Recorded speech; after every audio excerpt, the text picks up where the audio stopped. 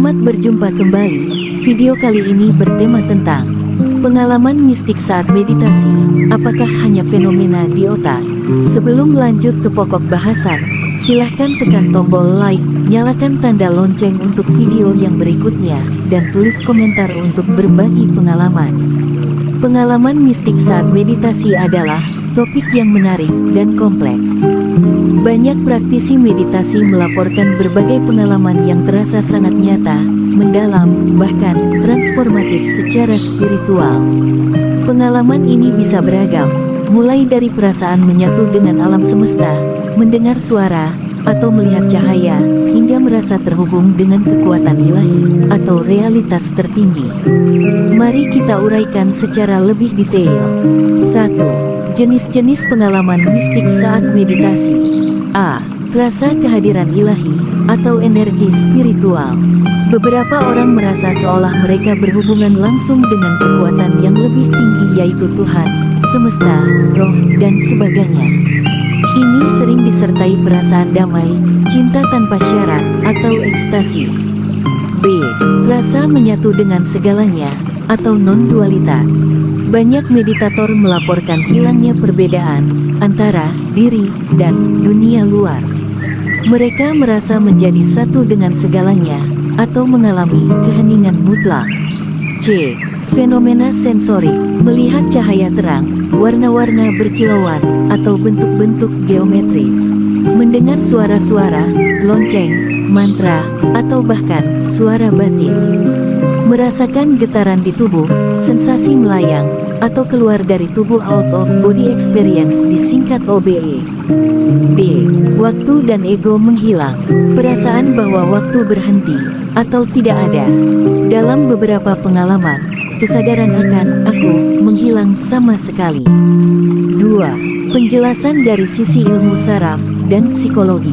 Pengalaman mistik bukan berarti palsu, tetapi bisa dijelaskan dari sudut pandang otak sebagai berikut. A. Peran lobus parietal dan frontal. Lobus parietal, atau terkait dengan orientasi ruang dan identitas diri, bisa menjadi kurang aktif saat meditasi mendalam, yang mungkin menjelaskan rasa menyatu atau kehilangan ego. Lobus frontal, yang mengatur perhatian dan perencanaan, juga bisa mengalami perubahan aktivitas yang berhubungan dengan rasa waktu yang berubah atau kesadaran mendalam. B. Neurotransmitter dan meditasi. Dopamin dan serotonin meningkat saat meditasi dalam, memberi rasa bahagia dan damai. Anandamida, zat kimia yang terkait dengan perasaan ekstasi, bisa juga muncul saat runner's high bisa terlibat. C. Hipnagogia dan meditasi. Beberapa pengalaman mirip dengan fase antara sadar dan tidur atau hipnagogia, di mana otak menciptakan visual, suara, dan sensasi tubuh yang sangat nyata. 3. Pertanyaannya, apakah ini hanya fenomena otak? Kata "hanya" dalam tanda kutip perlu hati-hati dipakai di sini. Dari sudut pandang ilmiah, semua pengalaman manusia seperti cinta, harapan, seni, bahkan rasa sakit dimediasi oleh otak.